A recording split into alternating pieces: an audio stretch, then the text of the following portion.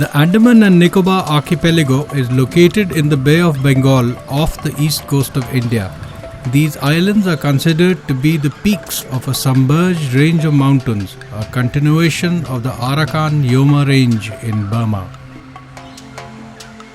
The long isolation of these islands from the Asian mainland has resulted in a high degree of endemism in flora and fauna. Indeed, every island has a story to tell, every species its individual niche.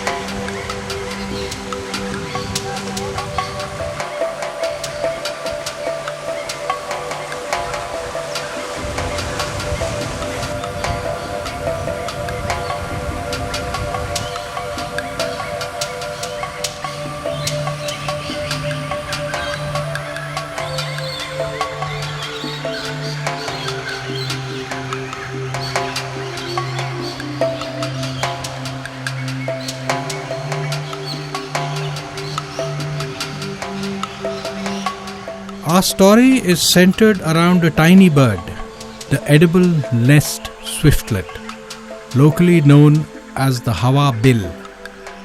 Edible nest swiftlets are found in many places in Asia, but the species found in the Andaman and Nicobar Islands is an endemic one.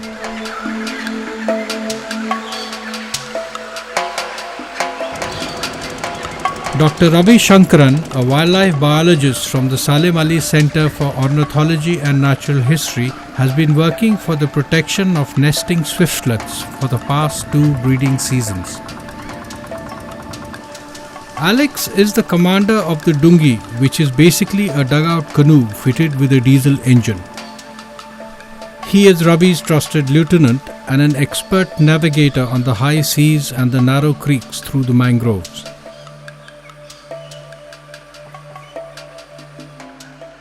His son James accompanies Ravi and Alex on their trip to Interview Islands.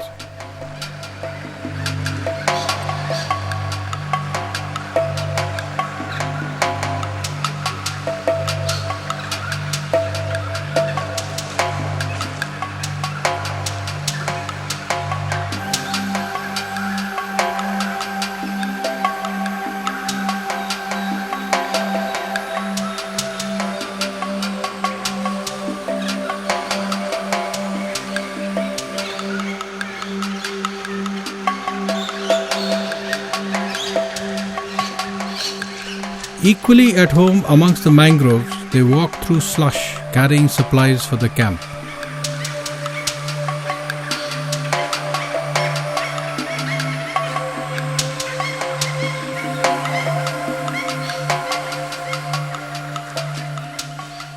The camp on Interview is atop the cave itself.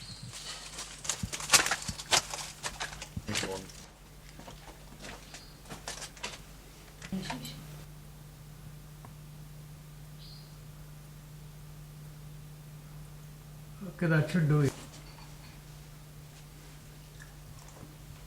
Yeah.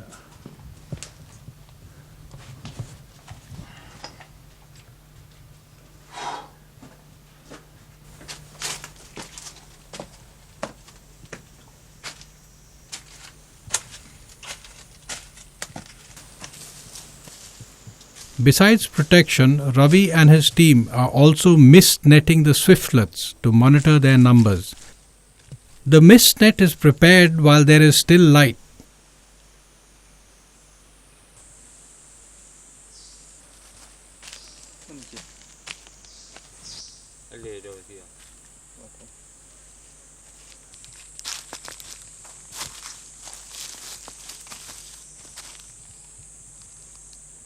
वो side नीचे रखते हैं, ये side ऊपर।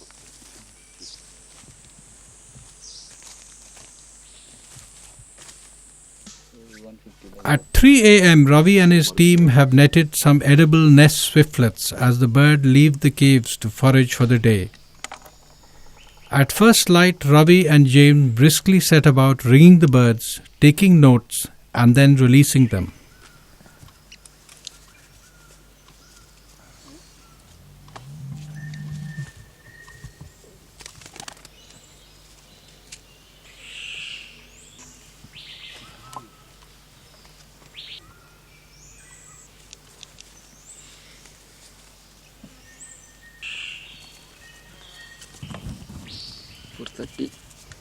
Có lẽ tôi chào à? Có lẽ nửa chào ở đây nhỉ? काफी छोटे हैं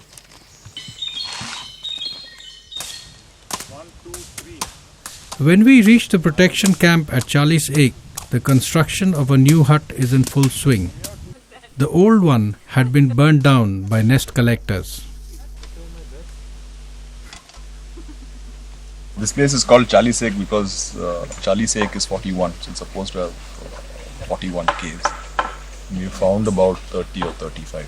All of them don't have swiftlets, but there are supposedly 41 caves. It's one small hillock, probably covers about 20 acres or 30 acres. The base just takes you 20 minutes to walk all the way around it. And it's riddled with these caves. And in the center there's one enormous cave, more like a really deep well. Go down maybe 80 feet, 90 feet by rope into the bottom. And that's what they call Kuan Gadda or Rasi Gadda or whatever.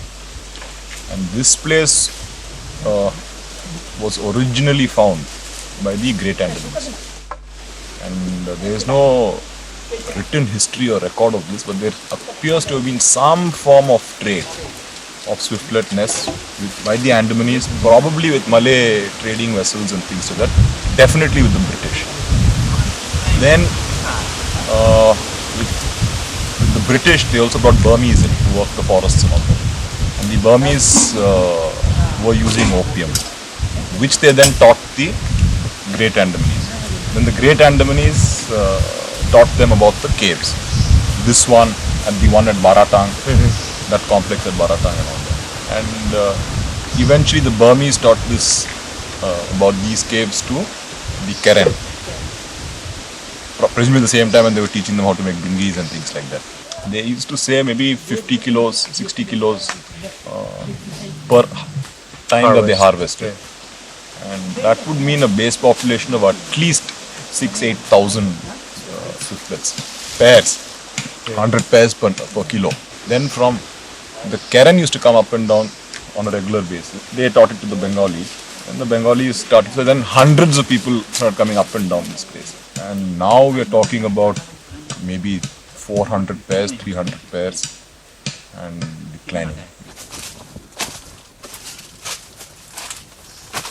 So what we are trying to do here is, because I mean, it's not, there are about 350-400 caves like this in the Andamans and Nicobar areas. And it's not possible to protect them all.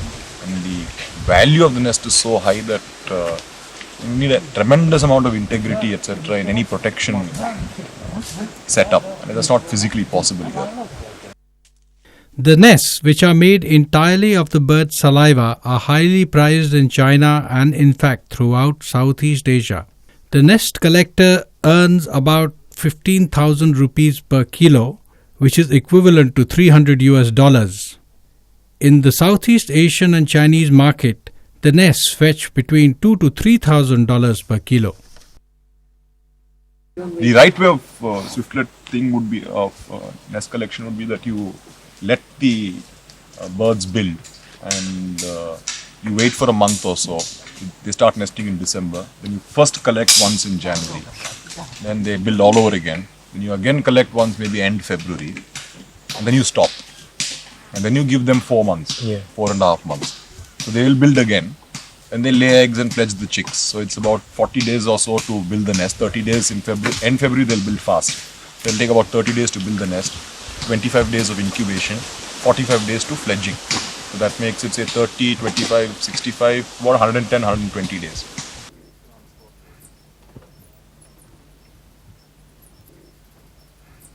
Just the construction is just started. It's probably 3 nights of work. And by the time when it becomes really the nest is full, it'll be like this. this whole thing would have come out this much. And it'll be a perfect cup like that. And you can actually see this. Now you can see this glistening. That's all last night's wet spit. So they actually, if you look close, you can see they've built it in strands. And what is locally called jali. It's like a net to begin with, what's on the rock. And then the whole thing becomes layers on layers of saliva on it. And if you can see, there are some brown strands in this.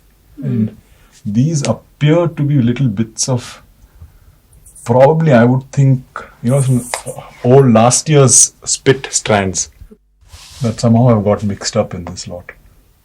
They use it as soap, but they also make tonics with it and things like even drinks. Yeah. And it's more, I've had it once in Indonesia and there's no taste to the damn thing. So it's more what the properties it's believed to possess, which include solving TB, increasing lifespan, rejuvenating life energy and things like that. Plus aphrodisiac. It's not been proven, it's not been disproven. But considering that 1 billion Chinese believe in it, probably something. One of the important aspects of this swiftlet program is to ensure that the swiftlet nest collectors themselves come into the protection framework. And we actually have literally 3 generations of nest collectors here. Nelson, who has been collecting when he was in his teens and early 20s. Joseph subsequently, Piyush subsequently, and Bhuvan until as of this year, 3-4 days ago. So, and I think if this program will succeed or can succeed, it will only be because swiftlet nest collectors themselves figure out the right way in which to manage swiftlet populations. But what we are trying to do is what the Indonesians have done, and that is establish populations of swiftlet within houses. And so then everybody owns their own population of swiftlet. Birds are free ranging, they fly in and out, much like house sparrows living in somebody's house.